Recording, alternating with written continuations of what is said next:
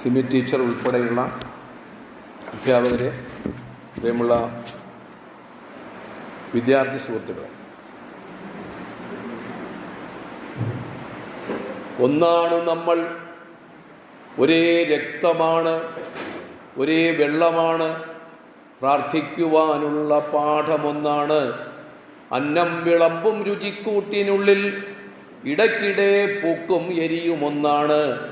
വേഷങ്ങളിൽ തുള്ളിയാടുന്ന ഭാഷകൾക്കൊക്കെയും സ്വാതന്ത്ര്യമുള്ള മണ്ണാണ് നാം. ഭരണമാണ്, ഒരേ രാജ്യമാണ്. ആശയങ്ങൾ ജലാശയം പോലെഴുതി ഒറ്റയ്ക്കൊരാൾക്കൂട്ടമായുദിക്കുന്നു. മുറ്റത്തെ രത്നഗിരിക്കുമേൽ ഭാരതം. ഇത് ഭരണഘടനയാണ്. ഭരണഘടനയുടെ ആമുഖം സൂചിപ്പിക്കുന്ന ഒരു എഴുത്താണ്. ഈ എഴുത്തിൽ മുറ്റത്തെ രത്നഗിരി എന്നൊരു പ്രയോഗമുണ്ട്. നമുക്കെല്ലാം മുറ്റമുണ്ട്. ആ മുറ്റത്ത് പണ്ട് പാട്ടും ഊഞ്ഞാലാടുമ്പോൾ പോലും നമ്മുടെ നാവിൽ അറിയാതെ മുഴങ്ങിയിരുന്ന പാട്ടുകളും, പിന്നെ മണ്ണിൻ്റെ നിറം, മുറ്റത്തെ മണം, ഇതെല്ലാം കൂടെ ചേർന്ന മലയാളം ഉണ്ടായിരുന്നു. ആ മലയാള മുറ്റത്ത് നിന്നുകൊണ്ടാണ് 19-ാം നൂറ്റാണ്ടിൻ്റെ ആദ്യകാലം സുപ്രഭാതത്തിലേക്ക് മിഴി തുറക്കുന്നത്. നമുക്ക് ആർക്കും പരിചയം ഇല്ലാതിരുന്ന ആ നൂറ്റാണ്ടിൻ്റെ ആദ്യകാലം കലാപങ്ങളുടേതായിരുന്നു. ആ ജീവിത സന്ദർഭങ്ങളെയൊക്കെ പുതിയ തലമുറയ്ക്ക് കൃത്യതയോടെ വിവിധ സംഗീതോപകരണങ്ങളിലൂടെ വിരൽത്തുമ്പിൽ നിന്നും തെറിച്ചു വീഴുന്ന അത്ഭുതം നിറഞ്ഞ പേനയുടെ വർത്തമാനങ്ങളിലൂടെയൊക്കെ അനുഭവിച്ചറിഞ്ഞ മലയാളികളുടെ അച്ഛൻ്റെ, അമ്മയുടെ തുടർച്ചയാണ് നമ്മൾ. ഇന്ന് എത്തി നിൽക്കുന്ന, ഇപ്പോൾ ഇവിടെ ഇരിക്കുന്ന വിദ്യാർത്ഥി സുഹൃത്തുക്കൾ, മലയാളം പഠിക്കുന്നവർ, നാളെ കോളേജിലേക്കും അതുപോലെ വൈവിധ്യമാർന്ന മേഖലകളിലേക്കും കടന്നു പോകാൻ തയ്യാറെടുത്തുകൊണ്ടിരിക്കുന്നവർ, പുതിയ ടെക്നോളജിയെ സമ്പന്നമായി ഉപയോഗിക്കുന്നവർ, അവർക്കിടയിലേക്കാണ് ഞാൻ എൻ്റെ വർത്തമാനവും MTA ഒക്കെ കൊണ്ടുചെന്ന് ഇരുത്തുന്നത്. ദീർഘിപ്പിക്കില്ല, ഞാൻ ചുരുക്കി പറയാനാണ് ആഗ്രഹിക്കുന്നത്. മുറ്റത്ത് ഒരു രത്നഗിരി ഉണ്ടെന്ന് എന്ന് പറഞ്ഞാൽ രത്നക്കുന്നുണ്ട്. അത് ഭാഷയുടെ കുന്നാണ്. ആ ഭാഷയുടെ കുന്നിനെ ഇടിച്ചിടാതെ സംരക്ഷിച്ച് നിർത്തുവാൻ പുറപ്പെട്ട എഴുത്തുകാരുടെ ഒരു വലിയ കൂട്ടമുണ്ട്. ചില ആളുകൾ ഒറ്റയ്ക്കൊരാൾക്കൂട്ടമായിരുന്നു. നമ്മൾ ആൾക്കൂട്ടത്തിൽ തനിയെ എന്ന് കേട്ടിട്ടുണ്ട്. എന്തൊരു പ്രയോഗമാണത്! മറ്റാർക്കും തോന്നാത്ത ഒന്ന് ഭാഷയിൽ തോന്നുമ്പോഴാണ് അതിനെ സാഹിത്യമെന്ന് പറയുന്നത്. MTയെ നമ്മൾ ഏത് ഭാഷ കൊണ്ടാണ് അടയാളപ്പെടുത്തുക എന്ന് ചോദിച്ചാൽ ഒറ്റയ്ക്കൊരാൾക്കൂട്ടം. ആ ആൾക്കൂട്ടം എവിടെയെല്ലാം ഉണ്ടായിരുന്നു. ആ ആൾക്കൂട്ടം ക്യാമ്പസുകളെ അങ്ങേയറ്റം സർഗാത്മകമാക്കിയിരുന്നു. ആ ആൾക്കൂട്ടം ദൃശ്യമാധ്യമ രംഗത്തും അതുപോലെ തന്നെ പത്രമാധ്യമ രംഗത്തും ഹൃദയദ്രവീകരണ രീതിയിലുള്ള എഴുത്തിലൂടെ നമ്മളെ മോഹിപ്പിച്ചിരുന്നു. അങ്ങനെയുള്ള ഒരു കാലഘട്ടത്തിൽ നിന്ന് രൂപപ്പെട്ടു വന്നവരാണ്, അല്ലെങ്കിൽ ഉരുവം കൊണ്ടുവന്നവരാണ് നമ്മൾ. MTയുടെ 10 വയസ്സ് ഒന്ന് സങ്കല്പിച്ച് നോക്കൂ. നിങ്ങൾക്കിന്ന് 20-നകത്തുള്ള പ്രായമാണല്ലേ? 20 വയസ്സിൽ കൂടുതലുള്ളവരുണ്ടോ? പുറകുവശത്ത് ഇരിപ്പുണ്ടോ? ഉണ്ടോ? ഉണ്ടാവാം. എന്നാലും നമ്മൾ കൗമാരം കഴിഞ്ഞ് യൗവനത്തിലേക്ക് പതുക്കെ പ്രവേശിക്കുന്നവരാണ്. അങ്ങനെ പ്രവേശിക്കുന്ന നമ്മുടെ മനസ്സിൽ മലയാളം വിദ്യാർത്ഥികളെന്ന രീതിയിൽ ഏതൊക്കെ എഴുത്തുകാരാവും ഉണ്ടാവുക? ഇവിടെ അധ്യക്ഷൻ പറഞ്ഞു, അദ്ദേഹം ഇലക്ട്രോണിക്സ്, ഫിസിക്സ് ഒക്കെ പഠിച്ച ആളാണ്. ഞാനും എൻ്റെ ബിരുദവും ഞാൻ പഠിച്ച ബിരുദ വിഷയവും ഫിസിക്സാണ്. MG പഠിച്ച ബിരുദ വിഷയം ഏതാണ് നിങ്ങൾക്കറിയാമോ? ഇരിക്കുന്നവർക്ക് കെമിസ്ട്രിയാണ്. അങ്ങനെയും കവിതകൾ വരെ ഉണ്ടായിട്ടുണ്ട്. H2O എന്നൊക്കെ കവിത ഉണ്ടായിട്ടുണ്ട്. ഫിസിക്സ് പഠിച്ചവർക്കും കെമിസ്ട്രി പഠിച്ചവർക്കുമൊക്കെ എന്താണ് എഴുത്തുകാരായി മാറാൻ പറ്റുന്ന ഒരു സന്ദർഭമാണിത്. ഞാൻ സൂചിപ്പിക്കുന്നത് നമ്മുടെ മുന്നിലുള്ള ഒരു എഴുത്തുകാരനാരാണ്? MGക്ക് 10 വയസ്സുള്ളപ്പോൾ ഉള്ള കേരള ജീവിതം എന്തായിരുന്നു? 1928 ശ്രീനാരായണ ഗുരുദേവൻ സമാധിയാവുന്നത്. കുമാരനാശൻ എപ്പോഴാണ് അന്തരിച്ചത്? ശ്രീനാരായണ ഗുരുവിന് മുമ്പാണോ അതിന് ശേഷമാണോ? അത് പറഞ്ഞു നോക്കൂ, തെറ്റുന്നെങ്കിൽ തെറ്റട്ടെ. എപ്പോഴാണ്? ശ്രീനാരായണ ഗുരുദേവന് മുമ്പാണോ അതോ അതിന് ശേഷമാണോ? മുമ്പാണല്ലേ. നമ്മൾ ഏകദേശം ഒരു ഉത്തരമുണ്ടാക്കി. 1924 കുമാരനാശാൻ റെഡിയന്മാർ ബോട്ടപകടത്തിൽ കൊല്ലപ്പെടുന്നത്. കറക്കി കുത്തിയെങ്കിലും ഉത്തരം ശരിയായി. ശ്രീനാരായണ ഗുരുദേവൻ അന്തരിക്കുന്ന സമയത്ത് മലയാളത്തിൽ മുഴങ്ങിക്കേട്ട ഒരു നടിയുടെ പേരുണ്ട്. ആ നടി ആദ്യകാല സിനിമകളെയൊക്കെ സമ്പന്നമാക്കാൻ എത്തിച്ചേർന്ന് ഒരു പെൺകുട്ടി എങ്ങനെ പാർശ്വവൽക്കരിക്കപ്പെട്ട സമൂഹത്തിൽ നിന്ന് ഉയർന്നു വരും എന്നൊക്കെ സമൂഹം പേടിച്ചു നിന്ന കാലഘട്ടത്തിൽ അടയാളപ്പെട്ട ഒരു നടിയാണ്. അവരുടെ പേര് PK റോസി എന്നാണ്. 1928 ഒരു സന്ദർഭം, MTക്ക് 5ഉം 6ഉം വയസ്സുണ്ടായിരുന്ന ഒരു കേരളത്തെക്കുറിച്ചാണ് ഞാൻ പറയുന്നത്. അപ്പോൾ തിരുവനന്തപുരത്ത് സെക്രട്ടേറിയറ്റിനടുത്ത് ക്യാപിറ്റോൾ തിയേറ്റർ എന്നൊരു സിനിമാ തിയേറ്ററുണ്ട്. നിങ്ങളുടെ വീടിനടുത്ത് സിനിമാ തിയേറ്ററില്ലേ? ഇവിടുന്ന് ഇറങ്ങിപ്പോയി കാണുന്ന ഒരു സിനിമാ തിയേറ്ററില്ലേ? അടുത്ത സിനിമാ തിയേറ്ററൊക്കെ ഇല്ലേ? ഇത് ക്യാപിറ്റോൾ തിയേറ്റർ. ആ ക്യാപിറ്റോൾ തിയേറ്ററിൽ വെച്ചാണ് വിഗതകുമാരൻ എന്ന സിനിമ റിലീസാവുന്നത്. ആ വിഗതകുമാരനെ കുറിച്ച് നമുക്കറിയാം. JC ഡാനിയലിനെ കുറിച്ചറിയാം. ഡാനിയൽ പിൽക്കാലത്ത് ശ്രദ്ധേയനായത് എങ്ങനെയെന്നറിയാം. JC ഡാനിയൽ പുരസ്കാരമുണ്ട്, PK റോസി പുരസ്കാരവുമുണ്ട്. അങ്ങനെ ഒരു പുരസ്കാരത്തിൽ എത്തിച്ചേരാൻ എത്ര കാലമെടുത്തു എന്ന് ആലോചിക്കുകയും 2022-23 അങ്ങനെ ഒരു പുരസ്കാരം കൊടുക്കുന്ന രീതിയിലേക്ക് കേരളത്തിൻ്റെ സാംസ്കാരിക രാഷ്ട്രീയം വളർന്നത് എങ്ങനെ എന്ന് ചോദിച്ചാൽ ഞാൻ പറഞ്ഞതാണ്.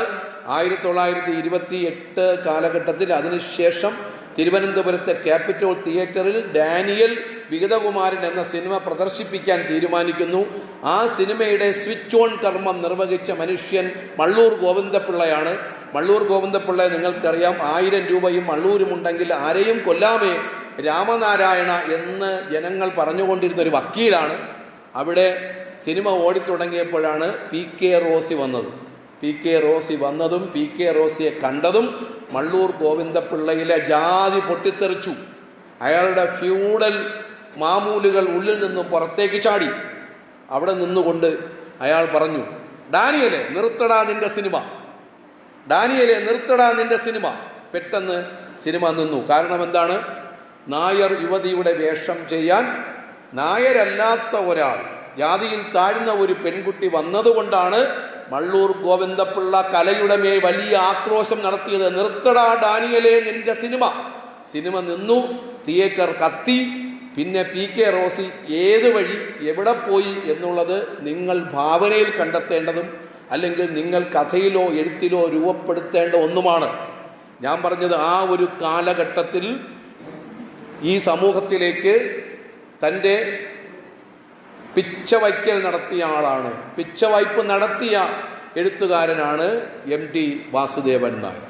ഞങ്ങൾ MTയെ വായിക്കുന്നതിന് തൊട്ടു മുമ്പ് വായിച്ചത് മുൾക്ക് രാജ് ആനന്ദിനെയാണ്. അപ്പോൾ ചോദിക്കാം, മുൾക്ക് രാജ് ആനന്ദ് വിവർത്തനം ചെയ്ത് കിട്ടിയിട്ടുണ്ട് നമുക്ക്. അദ്ദേഹത്തിൻ്റെ അയിത്തക്കാരൻ, കൂലി തുടങ്ങിയ കൃതികൾ NBSലുണ്ട്. അയിത്തക്കാരൻ തകഴിയുടെ തോട്ടിയുടെ മകൻ എഴുതുന്നതിന് മുമ്പ് വന്ന കൃതിയാണ് അയിത്തക്കാരൻ. അയിത്തക്കാരൻ പ്രതിരോധമാണ്. അപ്പോൾ തകഴി പ്രതിരോധത്തിൻ്റെ എഴുത്തുകാരനാണ്. ആ അയിത്തക്കാരനിലെ പ്രധാന കഥാപാത്രം ജോഗി. 2 കുട്ടികൾ കളിക്കുന്നു. രണ്ടുപേരും കളിച്ചുകൊണ്ട് നിൽക്കുന്നതിനിടയിൽ ഒരാൾ തെന്നി വീഴുന്നു. തെന്നി വീഴുന്ന കുട്ടിക്ക് ജാതിയുണ്ടോ? നോക്കി നിൽക്കുന്ന കുട്ടിക്ക് ജാതിയുണ്ടോ? ഇതാണ് അന്ന് ഉയർന്ന ഒരു പ്രശ്നം. ആ നോവൽ ഉയർത്തിയ ഒരു പ്രശ്നമാണത്. ആ വീണ കുട്ടിയെ താങ്ങിയെടുത്ത് ചോര ശരീരത്തിൽ നിന്നും ഇങ്ങനെ പൊട്ടി ഒഴുകുമ്പോൾ അവനെ താങ്ങിയെടുത്ത് നേരെ കൊണ്ട് അമ്മയുടെ മുമ്പിൽ നിന്നപ്പോൾ ആ അമ്മ ഒരമ്മയെ അവതരിപ്പിക്കുന്നുണ്ട്. എങ്ങനെയാണ് മലയാള സാഹിത്യത്തിലെ സ്ത്രീ എന്നതിന് ഉദാഹരണമാണ് ഈ അമ്മ. ഈ അമ്മ മകനോട് പറയുകയാണ്, എടാ അവൻ മുറിവേറ്റ്, അമ്മ കാണുകയാണ് സ്വന്തം മകൻ മുറിവേറ്റ് കാലിൽ നിന്നും ചോര ഇങ്ങനെ വാർന്നൊഴുകുന്നത് കണ്ട് അമ്മ അവിടെ നിന്ന് അലറി വിളിക്കാൻ, എടാ അവൻ്റെ തോളിൽ നിന്നും കൈയിട, നീ തോളിൽ കൈയിട്ടിരിക്കുന്നത് ഒരു അയിത്തക്കാരൻ്റെ തോളിലാണ്, അവനൊരു അയിത്തക്കാരൻ്റെ മകനാണ്, എടുക്കടാ കൈ. മകൻ താഴെ വീണാലും അയിത്തമാണ് ഏറ്റവും പ്രധാനമെന്ന് ചിന്തിക്കുന്ന ഒരു കാലഘട്ടത്തിൻ്റെ അഗ്നിസാക്ഷിയായ നോവലായിരുന്നു അയിത്തക്കാരൻ. അതിനുശേഷമാണ് തകഴി തോട്ടിയുടെ മകനും രണ്ടിടങ്ങഴിയുമൊക്കെ എഴുതിയത്. ഇന്ന് നിങ്ങൾ തോട്ടിയുടെ മകൻ വായിച്ചാൽ നിങ്ങൾ മുൾക്കിരാജ് ആനന്ദിനെ ഓർമ്മിക്കേണ്ടി വരും. ഇത് ആ കാലം നമ്മളെ അടയാളപ്പെടുത്തിയ ഒന്നാണ്. ആ നോവലുകളുടെ വായന അതിൻ്റെ തുടർച്ചയായി നിന്നുകൊണ്ടാണ് തകഴിയും SK പൊറ്റക്കാടും ഒക്കെ നമ്മുടെ ഇടയിലേക്ക് കടന്നു വന്നത്. MTയെ എങ്ങനെയാണ് നമ്മൾ വായിച്ചിട്ടുള്ളത്? MTയുടെ സ്ഥലം നമുക്കറിയാം, കൂടല്ലൂർ അറിയാം, പാലക്കാട് എന്ന് നമ്മൾ പഠിച്ചിട്ടുണ്ട്. നിങ്ങളൊക്കെ ഗൂഗിളിൽ സെർച്ച് ചെയ്താൽ ഒരു ഗൂഗിൾ MT നിങ്ങൾക്ക് എല്ലാവർക്കും കിട്ടും.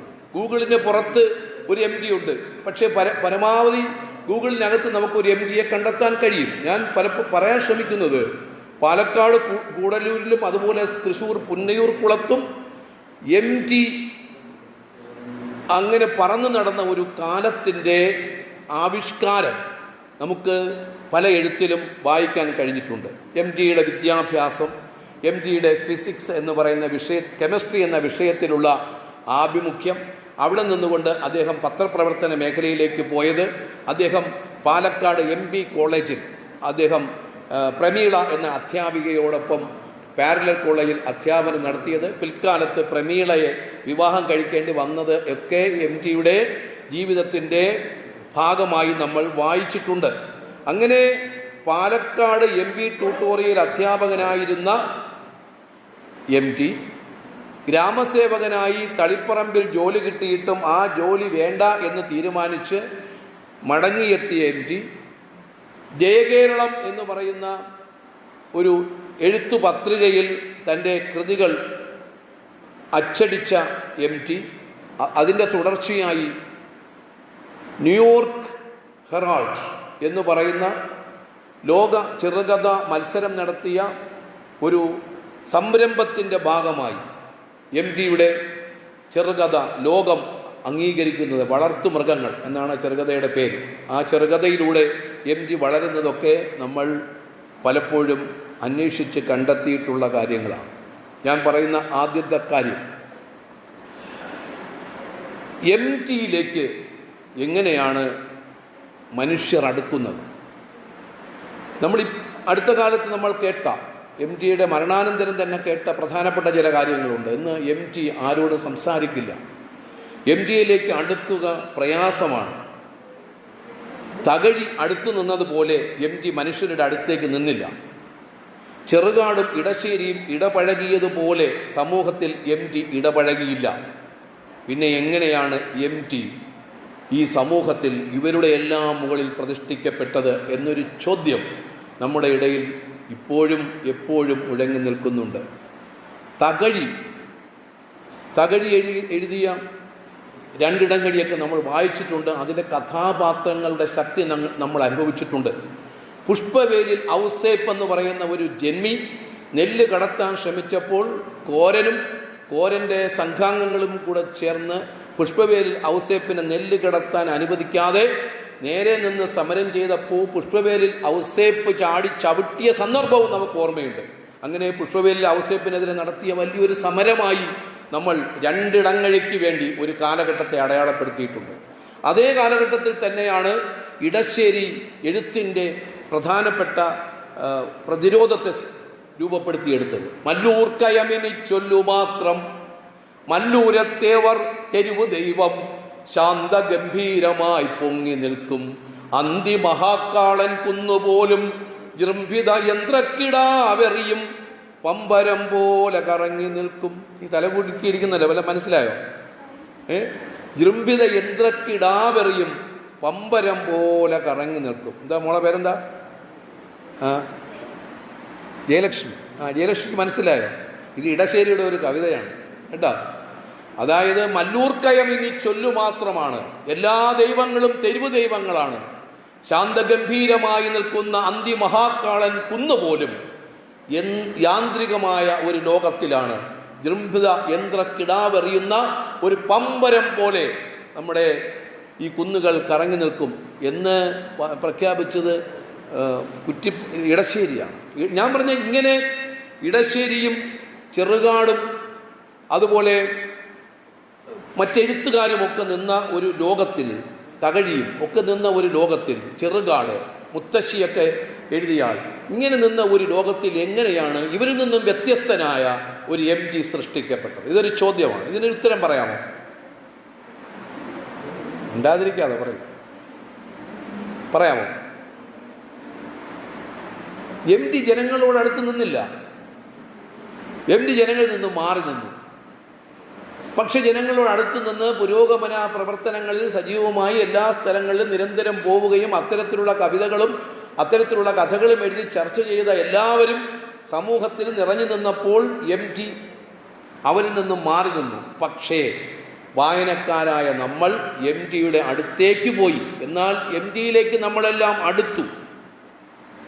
ആരാധകനോടോ ആരാധികയോടോ മനസ്സ് തുറന്ന് MT സംസാരിച്ചിട്ടുണ്ടോ എന്ന് ചോദിച്ചാൽ ഒരു പക്ഷേ അതിന് അപവാദങ്ങൾ ഉണ്ടാവാം. എന്നാലും MT അങ്ങനെ അടുത്തിട്ടുണ്ടോ എന്ന ചോദ്യത്തിന് ഇല്ല എന്നും, പക്ഷേ MT ആരുടെ മുന്നിലും എഴുന്നേറ്റ് നിന്നിട്ടില്ല എന്നും, MT മുണ്ടുടുത്ത് ബീഡി വലിച്ച് തൻ്റെ മനസ്സിനെ ആധുനികവും പാശ്ചാത്യവുമായ രീതിയിൽ മിനുക്കിയെടുത്ത് MT എങ്ങനെ ഒഴുകി നടന്നു. അതുകൊണ്ട് MT ജനങ്ങളിലേക്ക് വന്നില്ല, പകരം ജനങ്ങൾ MTയിലേക്ക് ഒഴുകിയെത്തുകയായിരുന്നു. അതാണ് ഞാൻ പറഞ്ഞ ആ ഒരു വാചകം. പറയാമോ? MT എന്ന് പറഞ്ഞ് MT ഉറങ്ങുന്നുണ്ടോ? MT ജനങ്ങളിലേക്ക് ഉറക്കെ പറഞ്ഞ് MT ജനങ്ങളിലേക്ക് ഒഴുകിയെത്തുകയായിരുന്നു എന്നാണ്. അങ്ങനെ പറയാനുള്ള കാരണം എന്താണ്? MTയുടെ എഴുത്ത് അങ്ങനെയായിരുന്നു, MTയുടെ ഭാഷ അങ്ങനെയായിരുന്നു. ഒരു പ്രതിജ്ഞയുണ്ട്, അതറിയാമോ ആർക്കെങ്കിലും? MT എഴുതിയ പ്രതിജ്ഞ. മലയാളം എൻ്റെ ടീച്ചർ പറയുന്നുണ്ട്, മലയാളം എൻ്റെ അമ്മയാണെന്നാണോ? എൻ്റെ ഭാഷയാണ്, എന്നെ തഴുകുന്ന കുളിർക്കാറ്റാണ്, എൻ്റെ അമ്മയുടെ ഇമ്പോസിഷനാണ്. എല്ലാവരും 10 പ്രാവശ്യം എഴുതി ജാഗി ടീച്ചറിനെ കാണിക്കണം.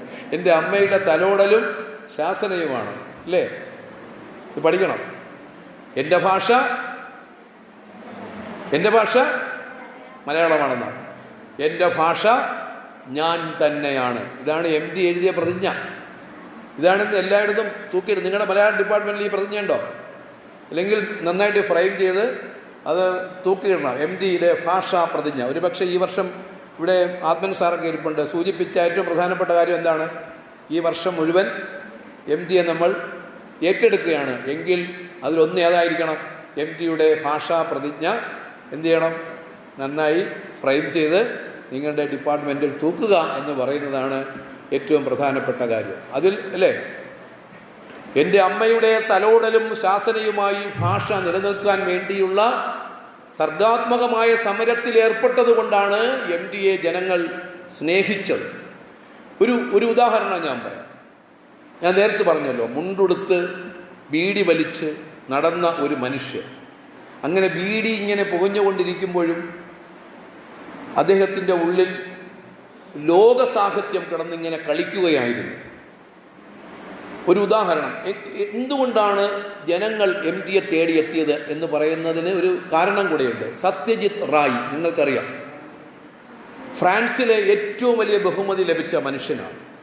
ദ ലിജിയൻ ഓഫ് ഓണർ എന്നാണ് ആ ഉപഹാരത്തിൻ്റെ പേര്, ആ അവാർഡിൻ്റെ പേര്.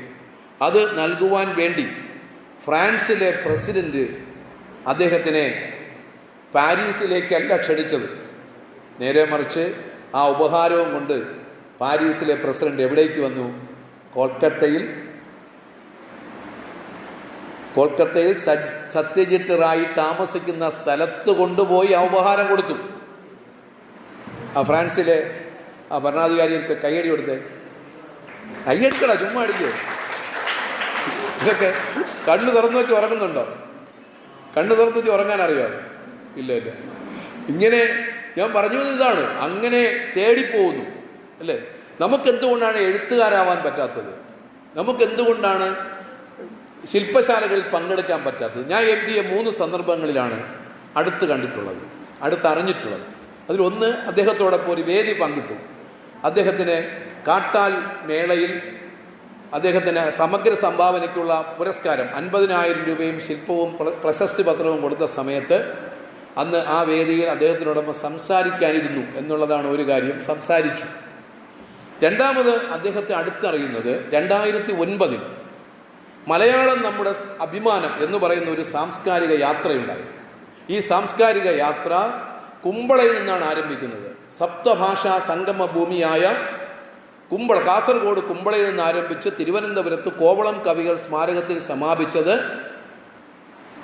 എല്ലാ മണ്ഡലങ്ങളിലൂടെയും 140 നിയോജക മണ്ഡലങ്ങളിലൂടെ കടന്നുപോയിട്ടാണ്. അന്ന് ഞങ്ങൾ ശാസ്താംകോട്ടയിൽ വന്നിരുന്നു. ആ സമയത്ത് ഓരോ സ്ഥലത്തും ഓരോ പ്രബന്ധം അവതരിപ്പിച്ചു. 140 പ്രബന്ധങ്ങൾ അവതരിപ്പിച്ചു. അന്ന് M. മുകുന്ദനാണ് കേരള സാഹിത്യ അക്കാദമിയുടെ പ്രസിഡന്റ്.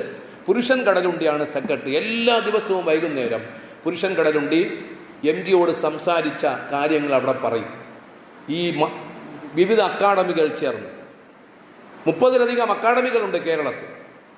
ആ വിവിധ അക്കാദമികൾ ചേർന്ന് സാഹിത്യ അക്കാദമിയുടെ നേതൃത്വത്തിൽ 2009 ഡിസംബറിൽ തുടങ്ങി ഫെബ്രുവരിയിൽ അവസാനിച്ച 140 മണ്ഡലം കടന്നുപോയ ആ സാംസ്കാരിക യാത്രയിൽ എത്ര കലാകാരന്മാരാണ്, എത്ര കവികളാണ്, എത്ര എഴുത്തുകാരാണ്. അവരെയൊക്കെ നയിച്ചതാരായിരുന്നു? MT Vasudevan നായരായിരുന്നു, Sukumar അഴീക്കോടായിരുന്നു, UA ഖാദറായിരുന്നു. അവരുടെയൊക്കെ നേതൃത്വത്തിലാണ്. സുകുമാർ അഴീക്കോടൊക്കെ നടന്നാണ് ഞങ്ങളോടൊപ്പം പല സ്ഥലങ്ങളിൽ വന്ന്. അന്ന് ഈ 140 യോഗങ്ങളിലും ആമുഖ പ്രഭാഷണം നടത്താൻ വേണ്ടി അന്ന് സർക്കാർ നിയോഗിച്ചത് എന്നെയായിരുന്നു. ഞാനാണ് എല്ലായിടത്തും ആമുഖ പ്രഭാഷണം നടത്തി പോകുന്നത്. അങ്ങനെ കുമ്പളയിൽ നിന്ന് തുടങ്ങി അത് തിരുവനന്തപുരത്ത്, പാറശാലയിലും തിരുവനന്തപുരത്തും എത്തുന്നത് വരെ അത് ഇങ്ങനെ വിന്യസിക്കപ്പെട്ടതിന് ഏറ്റവും പ്രധാനപ്പെട്ട കാര്യം അന്ന് MT ആയിരുന്നു. മറ്റൊരാൾ സുകുമാർ അഴീക്കോടായിരുന്നു. സുകുമാർ അഴീക്കോട് അന്ന് ഒരു സ്ഥലത്ത് കോഴിക്കോട് ടൗൺ ഹാളിൽ സംസാരിച്ചുകൊണ്ടിരിക്കുമ്പോൾ പുറകിലെല്ലാവരും ഇരിക്കുകയാണ്. നമുക്ക് ഭയങ്കര അത്ഭുതമാണ്. 2009 മൈക്കിൻ്റെ മുമ്പിൽ ഇങ്ങനെ സംസാരിക്കുന്നു. UA ഖാദർ, സുകുമാർ അഴീക്കോട് തുടങ്ങിയവർ വേദിയിലിരിക്കുന്നു. ഇങ്ങനെ സംസാരിച്ചുകൊണ്ട് നിൽക്കുന്നതിനിടയിൽ ഞാൻ മലയാളത്തിൻ്റെ സുപ്രഭാതമായ സുകുമാർ അഴീക്കോട് എന്ന് പറയുകയും ബുൾഡോസർ പോലെ ഭാഷയെ കൊണ്ടുപോകുന്ന ഒരാളെന്ന് സംസാരിക്കുകയും ചെയ്തു. വൈകുന്നേരം സാഹിത്യ അക്കാദമിയിൽ ഇപ്പോൾ ജോലി ചെയ്യുന്ന സുനിൽ എന്നെ വിളിച്ചു പറഞ്ഞു, സുകുമാർ അഴീക്കോട് മാഷ് എന്നെ വിളിച്ചിരുന്നു, ആമുഖം പറയുന്ന പയ്യനോട് പറയണം ബുൾഡോസർ പോലുള്ള പദങ്ങൾ ഉപയോഗിക്കരുത് എന്ന്. അതാണ് തിരുത്തൽ എന്ന് പറയുന്നത്. സുകുമാർ അഴീക്കോട് പറയണം, ബുൾഡോസർ മലയാള ഭാഷയിൽ നിങ്ങൾ എന്തിനാണ് ബുൾഡോസർ ഉപയോഗിക്കുന്നത്? ആ വാക്ക് തന്നെ പേടിപ്പെടുത്തുന്നതാണ്, അത് ഉപേക്ഷിക്കൂ എന്നാണ്. ആ സന്ദർഭത്തിൽ MTയെ നമ്മൾ ഓർമ്മിക്കുന്നു. MTയാണ് ആ യാത്രയ്ക്ക് മലയാളം നമ്മുടെ അഭിമാനം. ഇന്ന് ശ്രേഷ്ഠ ഭാഷാ പദവിയിൽ എത്തി നിൽക്കുന്ന മലയാളത്തിനൊരു മുദ്ര ഉണ്ട് എങ്കിൽ അതിൻ്റെ പ്രധാന കാരണമെന്ന് പറയുന്നത് ആ 2009 സാംസ്കാരിക യാത്രയാണ്. അതിൻ്റെ മുന്നിൽ നിന്നുകൊണ്ട് ആ യാത്രയെ നയിക്കാൻ വേണ്ടി എല്ലാ സംവിധാനവും ചെയ്തു കൊടുത്ത MT വാസുദേവൻ നായരാണ്.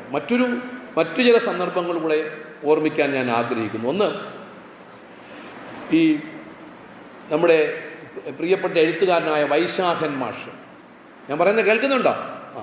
പ്രിയപ്പെട്ട എഴുത്തുകാരനായ വൈശാഖൻ മാഷിനെ കേട്ടിട്ടുണ്ടോ? കേട്ടില്ല? എത്ര പേരുണ്ട് നമുക്ക്? എഴുത്തുകാരനായ വൈശാഖൻ ആരും കേട്ടിട്ടില്ല എന്നുള്ളതാണ്. നമ്മളിതുവരെ കേൾക്കണം. വൈശാഖൻ മാഷ് എന്ന് പറയുന്നത് കേരള സാഹിത്യ അക്കാദമിയുടെ പ്രസിഡൻ്റായിരുന്ന വ്യക്തിയാണ് വൈശാഖൻ മാഷ്. വൈശാഖൻ മാഷ് പ്രസിഡൻറ്റും ചെറുകാടിൻ്റെ മകൻ KP മോഹനൻ മാഷ് സെക്രട്ടറിയുമായി ഒരു കാലം തൊട്ട് കുറച്ചു മുമ്പ് അത് ഈ സർക്കാരിരുന്ന സമയത്ത് തന്നെ ഉണ്ടായിരുന്നു. ആ സമയത്ത് എല്ലാ കലാകാരന്മാരെയും യോജിപ്പിച്ചുകൊണ്ട് നടത്തിയ വലിയ പരിപാടികളുണ്ടായിരുന്നു. ആ പരിപാടികളിലൊന്നിൽ വൈശാഖൻ മാഷ് സൂചിപ്പിച്ച ഒരു കാര്യമാണ് ഞാൻ അടുത്ത് പറയാൻ പോകുന്നത്. MTയെക്കുറിച്ച് 95 കാലഘട്ടത്തിൽ സാഹിത്യ അക്കാദമിയുടെ അധ്യക്ഷനായി MTയെ നിയോഗിച്ചു. എം ടി താമസിക്കുന്ന സ്ഥലം അറിയാം. അദ്ദേഹം കോഴിക്കോടാണ് പിന്നെ താമസിച്ചത്. അദ്ദേഹത്തിൻ്റെ സാഹിത്യ പ്രവർത്തനം, മാതൃഭൂമിയിലെ പത്രാധിപർ എന്ന രീതിയിലുള്ള പ്രവർത്തനം, ഇതൊക്കെ മുൻനിർത്തി അദ്ദേഹം കോഴിക്കോട് സിതാര എന്ന വീട്ടിലാണ് താമസിച്ചിരുന്നത്. അദ്ദേഹത്തിൻ്റെ മകളുടെ പേരാണ് സിതാര എന്ന് നമുക്കറിയാം. ആ സമയത്ത് വൈസ് പ്രസിഡൻ്റ് ആയിരുന്നത് മാധവിക്കുട്ടിയാണ്. മാധവിക്കുട്ടി ആ കമ്മിറ്റി അക്കാഡമിയിൽ ഒരു ഫെസ്റ്റ് നടത്തിയപ്പോൾ ഞങ്ങളെല്ലാവരും, ചെറുപ്പക്കാരായ ഞങ്ങളെല്ലാം, ഒരുപാട് ഒരു വിദ്യാർത്ഥി സുഹൃത്തുക്കളടക്കം സദസ്സിലുണ്ടായിരുന്നു. അന്ന് മഹാശ്വേതാ ദേവി, ഇന്ദിരാ ഗോസ്വാമി, ശിവശങ്കരി, ശിവറെഡ്ഡി തുടങ്ങിയവരെല്ലാം ഉണ്ടായിരുന്നു. അവിടെ വൈശാഖ മാഷും ഉണ്ടായിരുന്നു. തിക്കൊടിയനും സുകുമാർ അഴീക്കോടും എൻ വി മുഹമ്മദും ഒക്കെ പങ്കെടുത്ത ഒരു മനോഹരമായ മലയാളം പ്രോഗ്രാം. വിവിധ ഭാഷയിലുള്ളവരും അവിടെ കവിത ചൊല്ലുന്നുണ്ട്. അങ്ങനെയുള്ള ഒരു സർവഭാഷാ സംഗമമാണ് അവിടെ നടന്നത്. ആ യോഗത്തിൽ വെച്ച് സുകുമാർ അഴീക്കോടൊക്കെ ഇരിക്കുമ്പോൾ തന്നെ എം ടി തൻ്റെ ആമുഖം അവതരിപ്പിച്ചതിന് ശേഷം ആ മൈക്ക് കൈമാറിയത് വൈശാഖൻ മാഷിനായിരുന്നു. വൈശാഖൻ മാഷ് അതിനെക്കുറിച്ച് എഴുതിയിട്ടുണ്ട്. എന്തൊരു മനുഷ്യനാണ് അദ്ദേഹം. കാരണം വൈശാഖൻ മാഷിന് തമിഴും ഇംഗ്ലീഷും മറ്റു മാതൃഭാഷയോടൊപ്പം മറ്റു ഭാഷകളും അറിയാമെന്നുള്ളത് കൊണ്ട് ഈ വന്നിരിക്കുന്ന മഹാശ്വേതാ ദേവിയോടുൾപ്പെടെയുള്ളവരോട് സംവദിക്കുവാൻ അവരിൽ ആരെങ്കിലും ചുമതലപ്പെടുത്താമായിരുന്നു എന്ന സന്ദർഭത്തിൽ പോലും എം ടി ചുമതലപ്പെടുത്തിയത് നമ്മുടെ വൈശാഖൻ മാഷയായിരുന്നു. സാറാ ജോസഫ് ഒരിക്കൽ പറഞ്ഞ ഒരു സംഭവം കൂടെ സൂചിപ്പിക്കാം. സാറാ ജോസഫ് പറഞ്ഞു, എം ടിയുടെ അടുത്ത് ചെന്നിരുന്നു. ആ മനുഷ്യൻ മിണ്ടില്ല, ചിരിക്കില്ല, ബീഡി കടിച്ചു പിടിച്ച് ചുണ്ടുകൂട്ടിയുള്ള ആ ഇരിപ്പിൻ്റെ അർത്ഥം എന്താണ് എന്നാണ് സാറാ ജോസഫ് അത് എഴുതിയിട്ടുണ്ട്. അതിനെക്കുറിച്ച് വൈശാഖ മാഷ് എഴുതിയിട്ടുണ്ട്. ആ ഇരിപ്പിൻ്റെ അർത്ഥം എന്താണ്? ചെല്ലും, ഞങ്ങൾ കാത്തിരിക്കും, ചിലപ്പോൾ കുറേ കഴിഞ്ഞ് ഒരു വാക്ക് കിട്ടും. അങ്ങനെ നീണ്ട കാത്തിരിപ്പിനൊടുവിൽ എം ടിയുടെ അടുത്തിരുന്ന് ഒരുപാട് നേരം കാത്തിരുന്ന് അവസാനം ഒരു വാക്ക് മൊഴിഞ്ഞാലായി എന്നാണ് സാറാ ജോസഫ് പറഞ്ഞിട്ടുള്ളത്. ഈ ജീവിതം, ഇത്തരത്തിലുള്ള ഒരു ജീവിതം, സുഹൃത്തുക്കളുമായും സൗഹൃദം പങ്കിടുമ്പോഴുള്ള ഒരു പ്രധാനപ്പെട്ട കാര്യം എന്താണ്? എല്ലാവരുമായി അങ്ങനെ അടുക്കില്ല. എന്നാൽ അദ്ദേഹത്തിൻ്റെ പ്രിയപ്പെട്ട സുഹൃത്തുക്കളുമായി നല്ല ബന്ധമുണ്ടായിരുന്നു. എസ് കെ പൊറ്റക്കാട്, വൈക്കം മുഹമ്മദ് ബഷീർ, ഇവരോടൊക്കെ ഏറ്റവും അടുത്തിരുന്ന് സംസാരിക്കുക. N V Muhammad. ഞാൻ എം ടിയുടെ ഒരു എഴുത്തിൻ്റെ ഒരു ഭാഗം പറയാം. പള്ളിവാളും കാൽച്ചിലമ്പും എന്ന് പറയുന്നൊരു കഥ. ആ കഥയിൽ 1.5 നാഴിക നേരം ഇടവഴികളിലെ ഇരുട്ട് നീന്തിക്കൊണ്ട് വേണം അയാൾക്ക് വീടെത്താൻ. ഇനി മറ്റൊന്ന്, മെയിൻ റോഡിൽ വെളിച്ചമുണ്ട്, എൻ്റെ ഇടവഴിയിൽ മാത്രമല്ല ദൂരെയുള്ള ഇടവഴിയിലേക്ക് കടന്ന് തപ്പിത്തപ്പി നടന്നാൽ, അങ്ങനെ നടന്നപ്പോഴാണ് ഈ ഇരുട്ടിന് അർത്ഥമുണ്ടെന്ന് എനിക്ക് തോന്നിയത്. ഇങ്ങനെ ഇരുട്ടാണ്, ഇരുട്ടിനെ തന്നെ സർഗാത്മകമാക്കുകയാണ്, രാത്രിയെ സർഗാത്മകമാക്കുകയാണ്, ഇടവഴിയെ സർഗാത്മകമാക്കുകയാണ്. ഇടവഴി എന്താണ് എന്ന് പറയുന്നുണ്ട്. അകൽച്ചയുടെ, നമ്മുടെ വീട്ടിൽ ഇടവഴിയുണ്ടല്ലോ, ഇടനാഴിയുണ്ട്, കോളയിൽ ഇടനാഴിയുണ്ട്. അകൽച്ചയുടെ, ദുഃഖത്തിൻ്റെ, ഭയത്തിൻ്റെ, പിൻവാങ്ങലിൻ്റെ, ഒറ്റപ്പെടലിൻ്റെ, ഓടിയൊളിക്കലിൻ്റെ, ആത്മരോഷത്തിൻ്റെ ഒക്കെ പ്രതീകങ്ങളാണ് എം ടിയെ സംബന്ധിച്ചിടത്തോളം ഇടവഴികൾ എന്ന് പറയുന്ന രൂപങ്ങൾ. അങ്ങനെ ഇരുട്ടിൻ്റെ ഇടവഴികൾ മൗനത്തിൻ്റെ നിശ്ചല തടാകങ്ങളാണ്. ആ ഒരു വാചകം കേട്ടോ? ആ വാചകം ഒന്ന് പറഞ്ഞേ. നിശ്ചല എന്ന് മാത്രമല്ല പറഞ്ഞത്, പറഞ്ഞോളൂ. ഇരുട്ടിൻ്റെ, ഉറക്കെ പറയൂ. ഇല്ല, ഇരുട്ടിൻ്റെ ഇടവഴികൾ മൗനത്തിൻ്റെ നിശ്ചല തടാകങ്ങളാണ്. ഞാൻ സ്കൂളിൽ പഠിപ്പിക്കുന്ന സമയത്ത് നിന്റെ ഓർമ്മയ്ക്ക് എന്ന കഥ പഠിപ്പിച്ചു. നിന്റെ ഓർമ്മയ്ക്ക്. ആ നിന്റെ ഓർമ്മയ്ക്ക് എന്ന കഥ പഠിപ്പിക്കുമ്പോൾ ഞങ്ങൾക്ക് വളരെ സങ്കടപ്പെട്ടതെന്ന് പറഞ്ഞാൽ അതിനകത്ത് ഒരു മകനുണ്ട്, ഒരു കുട്ടിയുണ്ട്. എം ടിയുടെ അച്ഛൻ സിലോണിലാണ് ജോലി ചെയ്തിരുന്നത്. അദ്ദേഹം ജോലി കഴിഞ്ഞ് വരുമ്പോൾ കൂടെ ഒരു പെൺകുട്ടി ഉണ്ടായിരുന്നു. ചെറിയ കുട്ടി. ആ കുട്ടി എം ടിയുടെ വീട്ടിൽ വരുമ്പോൾ, അല്ലേ, സ്വന്തം വീട്ടിൽ വരുമ്പോൾ ഉണ്ടാകുന്ന പ്രശ്നങ്ങൾ ആരാണ് എന്നുള്ള ചോദ്യം. അച്ഛൻ മുന്നിലും, ആ പെൺകുട്ടിയുടെ പേര് ലീല എന്നായിരുന്നു. അപ്പം അവിടെ എനിക്ക് അവിടെ വേറൊരു കുട്ടിയുണ്ട്, അതാരാ? എം ടി കഥ പറയാണ്, അച്ഛൻ്റെ കഥ പറയുകയാണ്. പക്ഷെ അവിടെ എം ടിയും ഉണ്ട്. അപ്പോൾ മകനെ താലോലിക്കാതെ, മകനെ അടുത്ത് വിളിക്കാതെ, അവനോട് സ്നേഹം പ്രകടിപ്പിക്കാതെ സിലോണിൽ നിന്ന് വന്ന, അച്ഛനോടൊപ്പം വന്ന ലീല എന്ന പെൺകുട്ടിയോട് അച്ഛൻ മുഴുവൻ സ്നേഹവും പ്രകടിപ്പിക്കുകയാണ്. അവർക്ക് മുഴുവൻ സ്നേഹവും കൊടുക്കുമ്പോൾ ഈ ആൺകുട്ടി ആകെ തകർന്നു പോവുകയാണ്. നോക്കൂ, അപ്പോഴമ്മ എന്തായിരിക്കും പറയുക? അമ്മയുടെ സംഘർഷം എന്തായിരിക്കും, മനസ്സെന്തായിരിക്കും? ഈ പെൺകുട്ടി ആരാണ്? ഈ കഥ നമ്മൾ ക്ലാസ്സിൽ പഠിച്ചിട്ടുണ്ട്, ഞാൻ പഠിപ്പിച്ചിട്ടുമുണ്ട്. അച്ഛൻ മുന്നിലും ലീല പിറകിലുമായി പടിയിറങ്ങി നീണ്ടുപോകുന്ന ഇടവഴിയിലൂടെ അവർ നടന്ന് അകലുകയാണ് എന്ന് പറഞ്ഞുകൊണ്ടാണ് ആ കഥ അവസാനിക്കുന്നത്. ഇങ്ങനെ ഇരുട്ടിൻ്റെ ഇടവഴികൾ, എവിടെയും ഇരുട്ടിൻ്റെ ഇടവഴികളെ മൗനത്തിൻ്റെ ഭാഷയിലാണ് ആവിഷ്കരിച്ചിരിക്കുന്നത്. ഇത് എം ടിയുടെ എഴുത്തിൻ്റെ ഏറ്റവും പ്രധാനപ്പെട്ട ഒരു സവിശേഷതയാണ്. ഞാനൊരു 10 മിനിറ്റ് കൊണ്ട് എൻ്റെ വാക്കുകൾ അവസാനിപ്പിക്കാൻ ശ്രമിക്കാം. അപ്പോൾ എം ടി ആശയവിനിമയം നടത്തിയ ഒരുപാട് എഴുത്തുകാർ, എം ടിയുടെ ജീവിത സംഘർഷങ്ങളിൽ നിന്ന് രൂപപ്പെട്ട ഒരുപാട് കഥകൾ, നോവലുകൾ, നാലുകെട്ടിൽ നിന്നും മുതലാളി കുഞ്ഞുങ്ങളെ പുറത്തു കൊണ്ടുവന്ന എം ടിയുടെ ഭാഷ, പിതൃഘാതകനായ സൈതാലിക്കുട്ടിയുടെ സഹായത്തോടെ വയനാട്ടിൽ ജോലിക്ക് പോയ അപ്പുണ്ണി എന്ന് പറയുന്ന കഥാപാത്രമാണ് നാലുകെട്ടിലെ പ്രധാന കഥാപാത്രം. ഞാൻ അപ്പുണ്ണിയെ കുറിച്ച് പറഞ്ഞ കേട്ടോ. അപ്പുണ്ണി ഏത് നോവലിലെ കഥാപാത്രമാണ്? ആ അപ്പുണ്ണി തിരിച്ചു വന്ന് ഈ നാലുകെട്ടിനെ നോക്കി, അവിടുത്തെ വീട്ടുകാരെ നോക്കി പറയുന്ന ഒരു വാചകമുണ്ട്. അത് ഓർമ്മയുണ്ടോ ആർക്കെങ്കിലും? പഠിക്കാനില്ലേ എം ടിയെ? എം ടി എന്താണ് പറഞ്ഞത്? എം ടി ആ നോവലിലൂടെ എന്താ പറഞ്ഞത്? ഈ നാലുകെട്ട് പൊളിച്ചു കളയണം.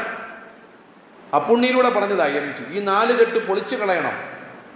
മാത്രമല്ല, ഇരുട്ട് വിഴുങ്ങിയ ഈ നാലുകെട്ട്, പിന്നെ എന്താ ഈ നാലുകെട്ടിനുള്ളത്? ഈ കാറ്റും വെളിച്ചവും കയറാത്ത ഒരു നാലുകെട്ട് ഒന്നുമില്ല ഇവിടെ. അതുകൊണ്ട് ഇതെന്ത് ചെയ്യണം? പൊളിച്ചു കളയണം എന്ന് അപ്പുണ്ണി എന്ന കഥാപാത്രത്തെ കൊണ്ട് എം ടി പറയിക്കുകയാണ്. ഇനി കാലം എന്ന് പറയുന്ന നോവൽ നിങ്ങൾ വായിച്ചാൽ അറിയാം. അതിലാണ് 2 സ്ത്രീകളെ ദാരിദ്ര്യത്തിൻ്റെ മുനയിൽ എം ടി നിർത്തുന്നത്.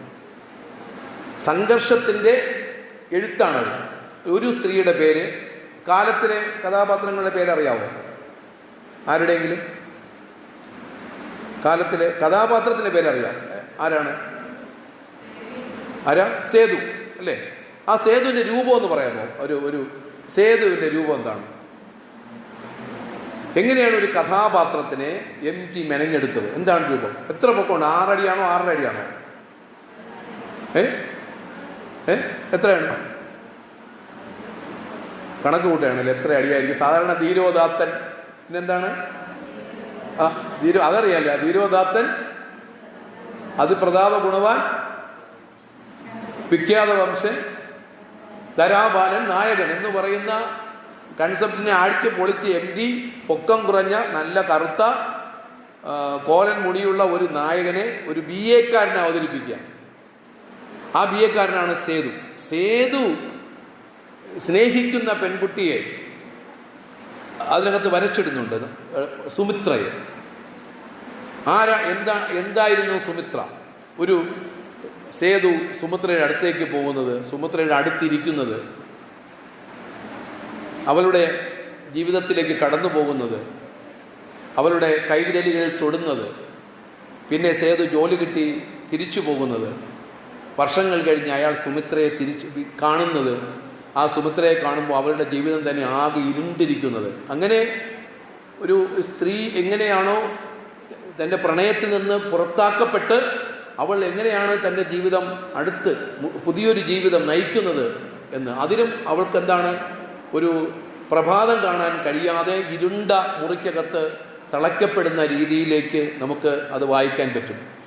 ഈ അടുത്ത കാലത്ത് എം ടി മരിച്ചതിന് ശേഷം വന്ന ഒരു എഴുത്തിലാണ് നേരത്തെ ഇവിടെ പറഞ്ഞില്ലേ, ഇരുട്ടിൻ്റെ ആത്മാവിനെക്കുറിച്ച് പ്രകാശൻ മാസ്റ്റർ സംസാരിച്ചല്ലോ, അദ്ദേഹം പറഞ്ഞു. അതുപോലെ പ്രേംനസീർ അവതരിപ്പിച്ച ഒരുപാട് കഥാപാത്രങ്ങളുണ്ട്. അപ്പോൾ അതിലൊരു കഥാപാത്രം, അതിലെ അച്യുതൻ നായർ എന്ന് പറഞ്ഞ മനുഷ്യൻ ഈ കഥാപാത്രത്തിനെ കുളിപ്പിക്കുന്ന ഒരു രംഗമുണ്ട്. കുളിപ്പിക്കാൻ വേണ്ടി വലിയൊരു വാർപ്പെടുത്ത് വയ്ക്കും. എന്നിട്ട് ആ വാർപ്പിൽ നിറച്ച് ജലം നിറയ്ക്കും. വാർപ്പിൽ ജലം നിറയ്ക്കും. അപ്പോൾ അത് ഇയാളെ കുളിപ്പിക്കാൻ വേണ്ടിയാണ്. പക്ഷേ ആ സിനിമയും ആ കഥയും നമ്മളോട് പറയുന്നത് എന്താണ്? പെട്ടെന്ന് അവിടെ എഴുത്തുകാരൻ ചെയ്യുന്ന ഒരു തന്ത്രം എന്താണ്? ആ വാർപ്പിനെ അയാളെടുത്ത് മറിക്കുകയാണ്, ജലം മുഴുവൻ ഒഴുക്കിക്കളയുകയാണ്. നമ്മൾ പറയുമല്ലോ, എപ്പോഴും എംടിക്ക് വ്യത്യസ്തമായ ഭൂഭാഗങ്ങൾ തേടി അലഞ്ഞാലും സ്വന്തം നിളാനദിയിലേക്ക്, അതിൻ്റെ കരയിലേക്ക്, നാട്ടിലേക്ക്, ഗ്രാമത്തിലേക്ക് തിരിച്ചു വരാനുള്ള ഒരു മനസ്സ് എപ്പോഴും എംടിക്കുണ്ടാവും. അങ്ങനെ ഒരു മനസ്സ് എംടിക്കുണ്ട്. ഇവിടെ എന്താണ്? ഈ വാർപ്പിലുള്ള വെള്ളത്തിനെ നമ്മൾ ചിത്രീകരിക്കുന്ന ഒരു നിളാനദി പോലെ എപ്പോഴും ഒഴുകിക്കൊണ്ടിരിക്കണം. ഇതെൻ്റെ മനസ്സാണ്, ഇത് ഭ്രാന്തുള്ളവരാണ് ഇങ്ങനെ വെള്ളത്തിനെ നിറച്ചു വയ്ക്കുന്നത്, അതുകൊണ്ട് എനിക്ക് ഒഴുകിപ്പോയാൽ മതി എന്ന് തീരുമാനിച്ചുകൊണ്ട് ഭ്രാന്തുള്ള ഒരു മനുഷ്യൻ എന്ത് ചെയ്യുന്നു? ഈ വെള്ളത്തിനെ ഒഴുക്കി വിടുന്നു. അങ്ങനെ നമുക്കതിനെ വായിക്കാൻ പറ്റും. അത്തരത്തിൽ എംടിയുടെ കഥാപാത്രങ്ങൾ രൂപപ്പെടുകയാണ്. അപ്പോൾ ഒരു വാചകത്തിൽ പറയാൻ ശ്രമിച്ചാൽ, നവോത്ഥാന അനന്തര കാലത്തിൻ്റെ അപനിർമ്മാണമാണ് എംടിയുടെ കൃതികൾ. എംടിയുടെ കൃതികൾ ഒരു പാലമാണ്. ശരിക്കും നവോത്ഥാനം, ഞാൻ നേരത്തെ പറഞ്ഞ തകഴിയെപ്പോലെയോ അല്ലെങ്കിൽ ബഷീറിനെ പോലെയോ ആയിരുന്നില്ല എം ജിയുടെ അടുത്തേക്ക് വായനക്കാർ എത്തുകയായിരുന്നു എന്നാണ് ഞാൻ നേരത്തെ പറഞ്ഞത്. ഇങ്ങനെ കഥാപാത്രങ്ങളുടെ അതിസൂക്ഷ്മവും ശാരീരിക മാനസിക തലങ്ങളെയൊക്കെ ചിത്രീകരിക്കുന്ന ഒരു അവതരണ രീതിയാണ് എം ടി സ്വീകരിച്ചിരുന്നത്. ഇനി ഒരു കാര്യം കൂടെ പറഞ്ഞ് ഞാൻ അവസാനിപ്പിക്കാം. അത് ചന്ദ്രമതി എന്നൊരു എഴുത്ത്, രണ്ട് ചെറുകഥകളെ ഞാൻ നിങ്ങൾക്ക് പരിചയപ്പെടുത്താം. എം ടി എഴുതിയ കാലത്തിന് തുടർച്ചയായി മലയാളത്തിൽ വന്ന രണ്ട് കഥകൾ. ഒന്ന് ചന്ദ്രമതിയുടെ കഥയുടെ കഥ, മറ്റൊന്ന് സാറാ ജോസഫിൻ്റെ ഒരു ചീത്ത സിനിമയുടെ ഷൂട്ടിംഗ്. ഈ രണ്ട് കഥകൾ എം ടിക്ക് ശേഷം എം ടി കഥ എഴുതി മലയാള സാഹിത്യത്തിൽ നിറഞ്ഞു നിൽക്കുന്നതിൻ്റെ തുടർച്ചയായി മലയാളത്തിൽ അവതരിപ്പിക്കപ്പെട്ട രണ്ട് കഥകൾ. ഒന്നിൻ്റെ പേരെന്താണ്? കഥയുടെ കഥ ചന്ദ്രമതി. മറ്റൊന്ന് ഒരു ചീത്ത സിനിമയുടെ ഷൂട്ടിംഗ്. ഇത് രണ്ടും പറയുന്നത് കഥാപാത്രങ്ങളെക്കുറിച്ചാണ്. അതിന് ആമുഖമായി നമുക്ക് എടുക്കാൻ കഴിയുന്നത് എം ടിയുടെ കഥയാണ്, right to be different. M ടിയുടെ കഥ ദർശനമല്ല, പകരം എം ടിയുടെ കഥ എന്ന് പറയുന്നത് പ്രവൃത്തി പരിചയമാണ്. ഇപ്പോൾ തകഴി എഴുതിയ ഒരു ദർശനത്തിൽ നിന്ന്, മാർക്സിസം എന്ന് പറയുന്ന ദർശനത്തിൽ നിന്നുകൊണ്ടല്ല എം ടി എഴുതിയത്. പക്ഷേ എം ടി അറിയാതെ മാർക്സിസം പിന്നിൽ നിന്ന് പലപ്പോഴും അറിയാതെ നിയന്ത്രിക്കുന്നുണ്ടാവാം. അതുകൊണ്ടാണ് പലപ്പോഴും എം ടി എന്നത് ക്ഷോഭിക്കുകയും സംസാരിക്കുകയും ചെയ്യുന്നത്. അപ്പോൾ അപ്പുണ്ണി എന്ന് പറഞ്ഞ കഥാപാത്രത്തെക്കുറിച്ച് നമ്മൾ പറഞ്ഞല്ലോ. അപ്പുണ്ണി ഏതിലെ കഥാപാത്രമാണ്? നാലുകെട്ടിൽ. അപ്പുണ്ണിയുടെ കഥാപാത്രം എങ്ങനെ പോകണം? ക്ഷോഭിക്കണം, എനിക്ക് ക്ഷോഭിക്കണം. അത് അപ്പുണ്ണി അങ്ങനെ ചെയ്യുന്നു, ക്ഷോഭിച്ചുകൊണ്ടേയിരുന്നു. സേതുവിനെന്താണ്?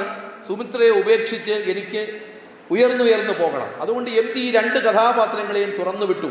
ഞാൻ ചന്ദ്രമതിയുടെ കഥയുടെ കഥ പറയാൻ കാരണം, ചന്ദ്രമതി ടീച്ചർ അടുത്ത കാലത്ത് പറഞ്ഞത്, ഞാൻ എത്ര എഴുതിയിട്ടും എൻ്റെ കഥാപാത്രങ്ങളെ എനിക്ക് മെരുക്കാൻ കഴിയുന്നില്ല. കാരണം എൻ്റെ ഇഷ്ടത്തിൻ്റെ ദർശനത്തിലേക്ക് ഞാൻ കൊണ്ടുവരികയാണ് അവരെ. പക്ഷെ എം ടി അങ്ങനെ ആയിരുന്നില്ല. ഏത് കഥാപാത്രത്തെയും ഇപ്പം നമുക്കൊരു ദർശനമുണ്ടല്ലോ, ഇങ്ങനെ അവസാനിപ്പിക്കണം, എൻ്റെ കഥാപാത്രങ്ങൾ ഇങ്ങനെ ആയിരിക്കണം എന്ന് പറയുന്ന ഒരു രീതിയിലേക്ക് കൊണ്ടുവരാതെ കഥയുടെ കഥയിൽ ചന്ദ്രമതി പറയുന്നത് എൻ്റെ കഥാപാത്രങ്ങൾ പറഞ്ഞാൽ കേൾക്കുന്നില്ല. ഒരു കഥാപാത്രം മറ്റൊരാളെ ചുംബിക്കാൻ ശ്രമിക്കുമ്പോൾ ചുംബിക്കാൻ വേണ്ടി കഥാപാത്രം ശ്രമിക്കുമ്പോൾ ഞാൻ പറയുന്ന അരുത്, അവിടെ എന്ത് ചെയ്യുന്നു? ആ കഥാപാത്രത്തിന് വിലക്ക് വീഴുന്നു. പക്ഷെ എം ജിയുടെ കഥാപാത്രങ്ങൾ അങ്ങനെയല്ല, വിലക്ക് വീഴാത്ത കഥാപാത്രങ്ങളാണ്. അതാണ് കലാത്മക സൗന്ദര്യം, എം ജിയുടെ കലയുടെ സൗന്ദര്യം എന്ന് പറയുന്നത്. ഇങ്ങനെ രണ്ട് കഥാപാത്രങ്ങൾ, ഒന്ന് അപ്പുണ്ണി പകയുടെ പടിക്കെട്ടുകൾ കയറുന്നവനും, മറ്റൊന്ന് സേതു സ്വാർത്ഥതയുടെ പടിക്കെട്ടുകൾ കയറുന്നവനുമാണ്. രണ്ട് കഥാപാത്രങ്ങളെ അങ്ങനെ തന്നെ തുറന്നു വിട്ടുകൊണ്ട്, ഒരു കഥാപാത്രത്തിനെയും മെരുക്കി നിർത്താതെ തുറന്നു വിട്ടുകൊണ്ട് അങ്ങനെ പോകുമ്പോഴാണ് അതിന് രാഷ്ട്രീയമുണ്ടാകുന്നതെന്നും എം ടി തിരിച്ചറിഞ്ഞു. ഞാൻ അവസാനമായി പറയുന്നത് സിനിമയെക്കുറിച്ചാണ്. അന്ധവിശ്വാസം, അനാചാരവും ഒക്കെ പടർന്നു നിൽക്കുന്ന ഒരു കാലഘട്ടമാണിത്. ഈ കാലഘട്ടത്തിൽ MTയുടെ ഒരു സിനിമ ഏറെ പ്രസക്തമാണ്. അതിൻ്റെ പേരെന്ന് പറയാമോ? വിദ്യാർത്ഥികളായതുകൊണ്ടാണ് ഞാനിങ്ങനെ ചോദിക്കുന്നത്. അതിൻ്റെ പേരെന്ന് പറയാമോ? 1937 MT നിർമ്മിച്ച് സംവിധാനം ചെയ്തൊരു സിനിമയാണ്. പേര് പറയാമോ? നിർമാല്യം. എന്താണ്? 37 നിർമാല്യം. പറഞ്ഞു ശരിയാണ്. ആരാ ഉത്തരം പറഞ്ഞ്? എന്ന് എഴുന്നേറ്റേ കൈ. നിങ്ങൾ പോലും. ശരി, നിർമാല്യം എന്നാണ് ആ സിനിമയുടെ പേര്. ആ സിനിമ അന്ധവിശ്വാസം മാത്രമുള്ള നാടാണ്. ഇന്ന് നമ്മുടെ സമുദായം അറിയാമല്ലോ. നമ്മളിപ്പോൾ കോളേജിൽ കയറണമെങ്കിലും ചിലപ്പോൾ സമുദായ ലിസ്റ്റ് ഇടും. ഈ സമുദായം പരിഷ്കരിക്കപ്പെടണമെന്നാണ്, അല്ലേ? സമുദായ പരിഷ്കരണ പ്രസ്ഥാനങ്ങൾ ഒരിക്കലും ജാതീയതയുടെ അന്ധമായ ഉപകരണമായി മാറാൻ പാടില്ല. അതാണ് MTയുടെയും ബലമെന്ന് പറയുന്നത്. സമുദായ പരിഷ്കരണ പ്രസ്ഥാനങ്ങൾ ജാതീയതയുടെ അന്ധമായ ഉപകരണമായി മാറരുത്. വിശ്വാസം ജീർണതയായി നിൽക്കുന്നു. അതാണ്. അതുകൊണ്ടാണ് നിങ്ങൾ ആരെങ്കിലും ഇത് കണ്ടിട്ടുണ്ടോ? നിർമാല്യം കണ്ടിട്ടുണ്ടോ? പിന്നീട് ആരെങ്കിലും ഒരാളെങ്കിലും? അപ്പോൾ രണ്ടാമത് ഞാൻ ആദ്യം പറഞ്ഞത് ഒരു MTയുടെ പ്രതിജ്ഞ, ഈ വർഷത്തെ പ്രധാനപ്പെട്ട പ്രവർത്തനം 2 MTയുടെ സിനിമകൾ പ്രദർശിപ്പിക്കുക. നിർമാല്യം ഉൾപ്പെടെയുള്ള സിനിമകൾ. ചലച്ചിത്ര അക്കാദമിക്ക് ഒരു കത്ത് കൊടുത്താൽ മതി, അവരെ വണ്ടിയുടെ വരും. കത്ത് കൊടുത്ത് ടീച്ചറിന് കത്ത് കൊടുത്താൽ അവർ വണ്ടി വരും. രാവിലെ മുതൽ വൈകുന്നേരം വരെ അവർ സിനിമ പ്രദർശിപ്പിക്കും. ഇപ്പോൾ അങ്ങനെയുണ്ട്. ക്യാമ്പസുകളിലേക്ക് ക്യാമ്പസ് തിയേറ്റർ അവർ പോകുന്നുണ്ട്. വളരെ എളുപ്പമാണ്. നിങ്ങൾക്ക് ഒരു ദിവസം മുഴുവനും ഫിലിം ഫെസ്റ്റിവൽ, MT ഫെസ്റ്റിവൽ നടത്താൻ വേണ്ടി കഴിയും. അപ്പോൾ MT അവതരിപ്പിക്കുന്ന ദേവി എങ്ങനെയുള്ള ദേവിയാണ്? മുഖത്തല്ല, ഈ ദേവിയുടെ മുഖത്തല്ല തുപ്പുന്നത്. ജീർണിച്ചു പോയ തൻ്റെ കുടുംബം, അല്ലെങ്കിൽ അനാഥമായി പോയ തൻ്റെ ഇത്രയും കാലത്തുള്ള തപസ്, താൻ ഒരു ദൈവത്തിനെ ആരാധിച്ചത്, താൻ വെളിച്ചപ്പാടായി നിന്നത്, താൻ വെളിച്ചപ്പാടായി നിന്നിട്ടും തൻ്റെ കുലം ഇങ്ങനെയായി പോയല്ലോ എന്ന് ചിന്തിച്ചുകൊണ്ട് ഈ ദേവതയുടെ മുഖത്തേക്ക് തുപ്പുകയാണ്. അതാണ് ഏറ്റവും പ്രസക്തം. അതാണ് ഇന്ന് പലരും പറയുന്നത് കേട്ടിട്ടില്ലേ? ഇങ്ങനെ ഒരു ക്ഷേത്രത്തിലെ ദൈവത്തിൻ്റെ മുഖത്ത് ഒരു വെളിച്ചപ്പാട് ഇങ്ങനെ തുപ്പാൻ പറ്റുമോ? കാറുന്നതിന് മുമ്പ് തന്നെ എന്തു ചെയ്യും? അവനെ കൈകാര്യം ചെയ്യും. ആ രീതിയിലേക്ക് മാറും. അതുകൊണ്ട് ചങ്ങലക്കിടുന്ന മതപരമായ അന്ധതകളെ പൊളിച്ചു കളയാനുള്ള ശ്രമമാണ് MT നടത്തിയത്. അതാണ് ഞാൻ അവതരിപ്പിക്കുന്ന ഒരു പോയിന്റ്. ചങ്ങലക്കിടുന്ന മതപരമായ അന്ധതകളെ പൊളിച്ചു കളയാൻ വേണ്ടി ശ്രമിച്ചു. 2 രീതിയിൽ നമുക്ക് പ്രതിഷേധിക്കാം. ഒന്ന്, ഈശ്വരനെ സ്നേഹിച്ചും ആരാധിച്ചും നമുക്ക് പ്രതിഷേധിക്കാം. മറ്റൊന്ന്, ഈശ്വരനെ സ്നേഹിച്ചും മോക്ഷം നേടാം. അങ്ങനെയല്ല പ്രതിഷേധിക്കുക, അതിനപ്പുറം വേറൊന്ന്, ഈശ്വരനെ സ്നേഹിച്ചും മോക്ഷം നേടാം, അല്ലെങ്കിൽ ഈശ്വരനെ വെറുത്തും മോക്ഷം നേടാൻ വേണ്ടി നമുക്ക് 1960 ഒരു സിനിമ വന്നിട്ടുണ്ട്. ആ സിനിമയുടെ പേര് സൈക്കോ എന്നാണ്. സൈക്കോ. ആ സിനിമ പുറത്തിറക്കിയത് ആൽഫ്രഡ് ഹിച്ച്കോക്കാണ്. ആ സിനിമ ഇതൊന്നും ഒരു മലയാള സിനിമ 1960 ഒരു ആൽഫ്രഡ് ഹിച്ച്കോക്കിൻ്റെ സൈക്കോ എന്ന് പറയുന്ന സിനിമയ്ക്ക് ശേഷം എത്ര സൈക്കോ സിനിമകൾ വന്നു. ഇപ്പോൾ ഏതെങ്കിലും സിനിമ നമുക്ക് ഇപ്പോഴത്തെ അന്തരീക്ഷം എന്നാണ്. MT ഒരുപക്ഷെ വള്ളുവനാടൻ ഭാഷ ഉപയോഗിച്ചു എന്ന് തന്നെ ഇരിക്കുക, കൂടല്ലൂരിൻ്റെ ഭാഷ ഉപയോഗിച്ചെന്ന് തന്നെ ഇരിക്കുക. MT ഉപയോഗിച്ച ഭാഷ അങ്ങനെ ആയതുകൊണ്ടാണ് ഇപ്പോൾ ചർച്ച ചെയ്യപ്പെടുകയും മമ്മൂട്ടി ഉൾപ്പെടെയുള്ളവർ തൃശ്ശൂരിൻ്റെ ഭാഷയും അതുപോലെ മറ്റ് ജില്ലകളിലും ഓരോ ജില്ലകളിലും അതിൻ്റേതായ ഭാഷയുണ്ട് എന്ന് തെളിയുകയും ഇപ്പോൾ നിരന്തരം നമ്മുടെ ചാനലുകളിലും യൂട്യൂബിലും റീലിലുമെല്ലാം ഓരോ ജില്ലയുടെയും ഭാഷയെ വ്യത്യസ്തമായ പ്രമേയങ്ങളിലൂടെ സ്ത്രീകളടക്കം അവതരിപ്പിക്കുവാനും സാധ്യത വരികയും മലയാളത്തിൻ്റെ വിവിധ മുഖങ്ങളെ നമ്മുടെ ലോകം കാണാൻ ശ്രമിക്കുകയും ചെയ്തത് MTയുടെ ഒരു ഇടപെടൽ കൊണ്ടാണ്. അതെങ്ങനെയെന്ന് ചോദിച്ചാൽ MT വള്ളുവനാടിൻ്റെ ഭാഷയെ ചർച്ചയ്ക്ക് വെച്ചത് കൊണ്ടാണ്. MT സ്ത്രീകളെ അവതരിപ്പിക്കുമ്പോൾ അതിനകത്ത് പഴുത്ത പാളയുടെ നിറത്തെയൊക്കെ സ്ത്രീ ശരീരങ്ങളിലൊക്കെ ഉള്ളതായിട്ട് സൂചിപ്പിച്ചുകൊണ്ട് എഴുതിയിട്ടുണ്ട്. അങ്ങനെ എഴുതിയിട്ടുണ്ട്. MT അത്തരത്തിലുള്ള എഴുത്ത് വരികയും MT വള്ളുവനാടൻ ഭാഷ ഉപയോഗിക്കുകയും ചെയ്തതിൻ്റെ തുടർച്ചയായിട്ടാണ് ഇന്ന് എല്ലാ ജില്ലയിലും ഒരു ഭാഷയുണ്ടെന്ന് നമുക്ക് മനസ്സിലായി. ഇനി ഒരു കാര്യം കൂടെ പറഞ്ഞ് അവസാനിപ്പിക്കാം. ഇങ്ങനെ നോട്ടങ്ങൾ, ഒരു സിനിമയിൽ ഒരുപാട് നോട്ടങ്ങളുണ്ട്. കട്ട് ചെയ്ത് ഓരോ പ്രദേശത്തെ ഷൂട്ട് ചെയ്ത് നമ്മുടെ മുന്നിൽ അവതരിപ്പിക്കുന്നുണ്ട്. ഇങ്ങനെ അവതരിപ്പിക്കുമ്പോൾ MT ഉപയോഗിച്ച് ഒരുപാട് പ്രമേയങ്ങൾ. ഉദാഹരണത്തിന് നിർമാല്യം, ബന്ധനം, ദേവലോകം, വാരിക്കുഴി, മഞ്ഞ്, കടവ്, ഇങ്ങനെ ഇത്രയും സിനിമകളാണ് MT സംവിധാനം ചെയ്തിട്ടുള്ളത്. MT 50 സിനിമയൊന്നും സംവിധാനം ചെയ്തില്ല. MT 60 സിനിമകൾക്ക് തിരക്കഥ എഴുതിയിട്ടുണ്ട്, 50-ന് മുകളിൽ. എന്നാൽ MT നിർമ്മിച്ച് സംവിധാനം ചെയ്ത 2 സിനിമയുണ്ട്, ഒന്ന് കടവും ഒന്ന് നിർമാല്യവും. സംവിധാനം ചെയ്ത സിനിമകളാണ് നിർമാല്യം, ബന്ധനം, ദേവലോകം, വാരിക്കുഴി, മഞ്ഞ്, കടവ്, ഒരു ചെറുപുഞ്ചിരി, ഇത്രയും സിനിമ. പിന്നെ ഏകദേശം 60ഓളം ചെറുതും വലുതുമായ സിനിമകൾക്ക് MT തിരക്കഥ എഴുതുകയും കഥ എഴുതുമൊക്കെ ചെയ്തിട്ടുണ്ട്. ഈ രീതിയിൽ നമ്മുടെ ചരിത്രത്തിൽ രേഖപ്പെടുകയാണ് MT ചെയ്തത്. ഞങ്ങൾ അടുത്ത കാലം MTയെ നോട്ട് നിരോധന കാലഘട്ടത്തിൽ ഒരു ആക്രമണം MTക്ക് നേരെ ഉണ്ടായി, ഫാസിസ്റ്റ് ആക്രമണം. എന്തായിരുന്നു ആ ഫാസിസ്റ്റ് ആക്രമണം? MT പറഞ്ഞു, ഇപ്പോൾ നിങ്ങൾ ചെയ്യുന്ന നോട്ട് നിരോധനം ഒരു തുഗ്ലക് പരിഷ്കാരമാണ്. എത്രയോ പേരാണ് വെയിൽ കൊണ്ട് മരിച്ചു വീഴുന്നത്. അതുകൊണ്ട് ഈ തുഗ്ലക് പരിഷ്കാരത്തിന് അറുതി വരുത്തണം എന്ന് പറഞ്ഞ് MT ചില ചോദ്യങ്ങൾ ചോദിച്ചു. അതൊന്ന് ഇതാണ്: വർഗീയ വിരുദ്ധനാണ് എന്ന് നിങ്ങൾ എന്നെ ആക്ഷേപിക്കുന്നത് എന്തിനാണ്? MTയുടെ ഫേസ്ബുക്ക് ഹാക്ക് ചെയ്തിട്ട് അതിൽ MTയുടെ വെബ്സൈറ്റ് ഹാക്ക് ചെയ്തു. ഈ സമയത്ത് നോട്ട് നിരോധനം ഓർമ്മയുണ്ടോ? 2000 നോട്ട് നിരോധിച്ചത്. MTയുടെ വെബ്സൈറ്റ് ഹാക്ക് ചെയ്തിട്ട് ഇങ്ങനെ എഴുതി: ചാവ്. 2 ചാവെന്ന് എഴുതി. അഭിപ്രായം പറയരുത്, പറഞ്ഞാൽ നിങ്ങളെ വധിക്കും. അപ്പോൾ MT പറഞ്ഞൊരു മറുപടിയുണ്ട്. മറ്റൊന്നുകൂടെ പറഞ്ഞു, MTയെ വായടപ്പിക്കും. മരിക്കണോ ജീവിക്കണോ എന്ന് നിങ്ങൾ തീരുമാനിക്കുക. കലബുർഗിയും പൻസാരയും തബോൾക്കറും അല്ല ഈ ചോദ്യങ്ങൾ ആവർത്തിച്ച് കേട്ടവരാണ്. 50 ദിവസം കൊണ്ട് പരിഹരിക്കാമെന്ന് പറഞ്ഞ നോട്ട് പ്രശ്നത്തിൽ മരിച്ചവർ എത്ര പേരാണ് എന്ന് MT ചോദിച്ചു. മാത്രമല്ല, ഭരണം ജനങ്ങളെ തൂങ്ങിച്ചാവാൻ പ്രേരിപ്പിക്കുന്നു. ഇതാണ് MT പറഞ്ഞത്. അത് എത്ര കടുത്ത വാക്കായിരുന്നു. നിങ്ങളുടെ ഭരണം ജനങ്ങളെ തൂങ്ങിച്ചാവാൻ പ്രേരിപ്പിക്കുന്നു. ഇന്ത്യൻ ഭരണമെന്ന് പറയുന്നത് ഒരു തുഗ്ലക് ഭരണമാണ്. ധാർഷ്ട്യത്തിൻ്റെ സ്വരം എൻ്റെ അടുത്ത് ഉപയോഗിക്കരുത് എന്ന് പറഞ്ഞുകൊണ്ട് MT രംഗത്ത് വന്നപ്പോൾ പ്രഭാവർമ്മയും മണമ്പൂർ രാജൻ ബാബു ഒക്കെ നേതൃത്വത്തിൽ, എനിക്കന്ന് അതിൻ്റെ ഒരു സംഘാടന ചുമതലയുണ്ടായിരുന്നു. ഒരുമിച്ച് ഞങ്ങൾ സെക്രട്ടേറിയറ്റിനടയിൽ ഒരു പ്രകടനം നടത്തി. ആ പ്രകടനത്തിൽ പ്രഭാവർമ്മ പറഞ്ഞ ഒരു വാചകം ഇതായിരുന്നു: MTക്ക് വേണ്ടി മരിക്കാനും ഞങ്ങൾ എഴുത്തുകാർ തയ്യാറാണ്. MTക്ക് വേണ്ടി മരിക്കാനും ഞങ്ങൾ എഴുത്തുകാർ തയ്യാറാണ്. ഇവിടെയാണ് തൽക്കാലത്തിന് ഞാനിത് അവസാനിപ്പിക്കുന്നത്. MTയുടെ കാലം നമ്മളോട് നിരവധി പ്രമേയങ്ങളാണ് അടർത്തി നൽകിയിട്ടുള്ളത്.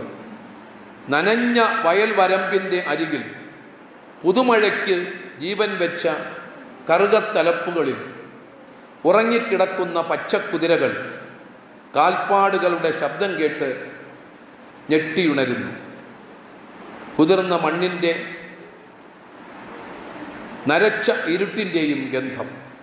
ഇരുട്ടിനും രാത്രിക്കും ഗന്ധമുണ്ടെന്നറിയാതെ ഞാൻ ഇത് ഓർത്തു പോകുന്നു. ഇങ്ങനെ MTയുടെ ഭാഷ നമ്മളെ ചലിപ്പിച്ചുകൊണ്ടേയിരിക്കുന്നു. ഞാൻ എല്ലാം അവതരിപ്പിച്ചില്ല, കുറച്ച് കാര്യങ്ങൾ മാത്രമാണ് നിങ്ങളോട് പറഞ്ഞത്. അങ്ങനെയുള്ള ഒരു എഴുത്തുകാരൻ നമ്മുടെ ഇടയിൽ ജീവിച്ചിരുന്നു എന്ന് നിങ്ങൾ ഓർമ്മിക്കുക. ഞാനൊരു കവിത ഇവിടെ വന്നതുകൊണ്ട് ഒരു കവിത കൂടെ ചൊല്ലിപ്പോവാം. MTയെക്കുറിച്ചുള്ള കവിതയല്ല, അല്ലാത്തൊരു കവിതയാണ്. ഈ കവിതയുടെ പേര് നമ്മുടെ ആശാൻ സ്മാരകം, അവിടെ കാനായിയും ONVയും തമ്മിലൊരു വർത്തമാനം നടന്നു. എന്താണ് ആ വർത്തമാനം? കാനായി ഒരു ശില്പം ചെയ്തു. ആ ശില്പം നഗ്നശില്പമായി. കുമാരനാശാൻ അദ്ദേഹത്തിൻ്റെ കഥാപാത്രങ്ങളെ, സ്ത്രീ കഥാപാത്രങ്ങളെ ഒന്നും നഗ്നമാക്കിയിരുന്നില്ല എന്നാണല്ലോ നമ്മൾ പഠിച്ചിട്ടുള്ളത്. അപ്പോൾ ഈ നഗ്നശില്പം ONV സാറിന് ഇഷ്ടപ്പെട്ടിരുന്നില്ല. അദ്ദേഹം ഒരു മോശപ്പെട്ട ഇംഗ്ലീഷ് വാക്ക് ഉപയോഗിക്കുകയും ചെയ്തിരുന്നു. ഞാൻ ഈ കവിത എഴുതാൻ തുടങ്ങിയത് 2010-ലാണ്. പക്ഷേ ഇത് പൂർത്തിയാകുന്നത് 2023-ലാണ് പൂർത്തിയാകും. എന്തുകൊണ്ട് അതങ്ങനെ മടക്കി വച്ചിരുന്നു ചോദിച്ചാൽ, 2 കവികൾ എങ്ങനെയാണ് നമ്മൾ ഈ തർക്കത്തിലേക്ക് കൊണ്ടുവരുന്നത് എന്ന് ചോദിച്ചിട്ടാണ് ഞാൻ ആ കവിത ചൊല്ലി അവസാനിപ്പിക്കുന്നത്. വാസ്തവദത്ത എന്നാണ് കവിതയുടെ പേര്. വാസ്തവദത്ത. മുലയെടുപ്പോടെ കേശമഴിഞ്ഞു ചുരുണ്ടു നീണ്ടാരെയും വീഴ്ത്തും കിടപ്പു കണ്ട് ONV തോക്കെടുക്കുന്നു. മുലയെടുപ്പോടെ കേശമഴിഞ്ഞ് ചുരുണ്ടു നീണ്ടാരെയും വീഴ്ത്തും കിടപ്പു കണ്ട് ONV തോക്കെടുക്കുന്നു. വാസ്തവദത്തതൻ വിങ്ങും മുലത്തുമ്പിൽ ഉന്നം പിടിക്കുന്നു. കല്ലുളി വീണു വിരിഞ്ഞ തീപ്പൂവുകൾ ഞെട്ടിത്തെറിച്ചു കയർക്കുന്നു. കാനായി ജീവിച്ചിരിക്കെ ഭയക്കുന്നുവോ കവി. വിരിഞ്ഞ തീപ്പൂവുകൾ ഞെട്ടിത്തെറിച്ചു കയർക്കുന്നു. കാനായി ജീവിച്ചിരിക്കെ ഭയക്കുന്നുവോ കവി. വാക്കിൽ വെടിമരുന്നൂക്കിൽ കുലയ്ക്കവേ സ്ഫോടനത്താല കുലുങ്ങി തോന്നക്കൽ. വാക്കിൽ വെടിമരുന്നൂക്കിൽ കുലയ്ക്കവേ സ്ഫോടനത്താല കുലുങ്ങി തോന്നക്കൽ. ആശാൻ നടന്നു വരുന്നു രോമാഞ്ചമോടാടി ഉയർന്നു പുൽനാമ്പുകൾ.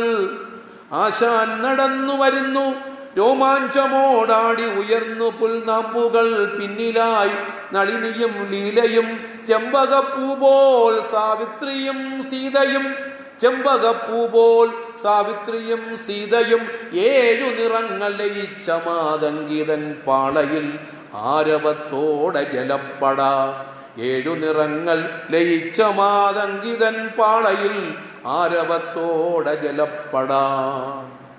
വാസ്തവത്തിൽ ദത്തെടുത്തോരു കൗമാര സ്വപ്നങ്ങൾ ചേർന്നതാണ് ആ ഉടൽ. വാസ്തവത്തിൽ ദത്തെടുത്തോരു കൗമാര സ്വപ്നങ്ങൾ ചേർന്നതാണ് ആ ഉടൽ. വാഴത്തുടിപ്പുള്ള കാലുകൾ കാത്തുകിടക്കയാണിപ്പോഴും സമയമായില്ലെന്ന ക്രൂരതയ്ക്കുത്തരം നൽകുവാൻ. വാസ്തവത്തിൽ ദത്തെടുത്തോരു കൗമാര സ്വപ്നങ്ങൾ ചേർന്നതാണ് ആ ഉടൽ. വാഴത്തുടിപ്പുള്ള കാലുകൾ കാത്തുകിടക്കയാണിപ്പോഴും സമയമായില്ലെന്ന ക്രൂരതയ്ക്കുത്തരം നൽകുവാൻ. പണ്ടു പിയത്തയെ തച്ച കിരാതനെ കവിതയിൽ തൂക്കിയെറിഞ്ഞൊരോ ONVയോടൽപ്പം കയർത്തുപോയ ആശാന്റെ സൃഷ്ടികൾ. പണ്ടു പിയത്തയെ തച്ച കിരാതനെ കവിതയിൽ തൂക്കിയെറിഞ്ഞൊരോ ONVയോടൽപ്പം കയർത്തുപോയ ആശാന്റെ സൃഷ്ടികൾ. കൺപോളകൾക്കുമേൽ ചേർന്നിരിക്കൂ പീലി നിരകളിൽ കൺമഷിക്കാറുപയ്യും. കടൽ മുടി തിരയിലായ ആഗ്രഹത്തിൻ തോണിമുക്കിക്കരയിലേക്കാഞ്ഞു നീന്തൂ. ചുണ്ടുകൾ ചുംബിച്ചവളുടെ രക്തത്തിലേക്ക് പ്രവാഹമാകൂ. കൺപോളകൾക്കുമേൽ ചേർന്നിരിക്കൂ പീലി നിരകളിൽ കൺമഷി കാറുപയ്യും. കൺപോളകൾക്കുമേൽ ചേർന്നിരിക്കൂ പീലി നിരകളിൽ കൺമഷിക്കാറുപയ്യും. കടൽ മുടിത്തിരയിലായ ആഗ്രഹത്തിൻ തോണിമുക്കിക്കരയിലേക്കാഞ്ഞു നീന്തൂ. ചുണ്ടുകൾ ചുംബിച്ചവളുടെ രക്തത്തിലേക്ക് പ്രവാഹമാകൂ. മാനത്തിലേക്ക് മുഖമുയർത്തും മുലഭംഗിയിലേക്കു പറന്നു താഴൂ. മാനത്തിലേക്ക് മുഖമുയർത്തും മുലഭംഗിയിലേക്ക് പറന്നു താഴൂ. തോക്കിനും വാക്കിനുമാവില്ല പെണ്ണൊരു ശില്പമായാലും അടിച്ചുടയ്ക്കാൻ. തോക്കിനും വാക്കിനുമാവില്ല പെണ്ണൊരു ശില്പമായാലും അടിച്ചുടയ്ക്കാൻ. എത്ര വായിക്കിലും തീരാത്ത പ്രേമമായി നീണ്ടു നിവർന്നു കിടക്കട്ടെ പെണ്ണിവൾ. എത്ര വായിക്കിലും തീരാത്ത പ്രേമമായി നീണ്ടു നിവർന്നു കിടക്കട്ടെ പെണ്ണിവൾ. എല്ലാവർക്കും നമസ്കാരം. എൻ്റെ ഒരു പുസ്തകം നിങ്ങളുടെ ഡിപ്പാർട്ട്മെൻറ്റിലേക്ക് ഞാൻ കൈമാറുകയാണ്. മനസ്സാക്ഷ എന്നാണ് ആ പുസ്തകത്തിൻ്റെ പേര്. ഈ വർഷത്തെ ഗ്രന്ഥശാല സംഘത്തിൻ്റെ വായനാ മത്സരത്തിൽ 25 വയസ്സിന് മുകളിൽ പ്രായം, നിങ്ങൾക്കല്ല, 25 വയസ്സിന് മുകളിൽ പ്രായമുള്ളവർക്ക് ഇത് വായനാ മത്സരത്തിനുണ്ട്. ആ പുസ്തകം നിങ്ങളുടെ വായനയ്ക്ക് വേണ്ടി കൈമാറുക. പുസ്തകത്തിൻ്റെ പേര് കേട്ടോ, മനസാക്ഷ എന്നാണ്. എല്ലാവർക്കും നന്ദി.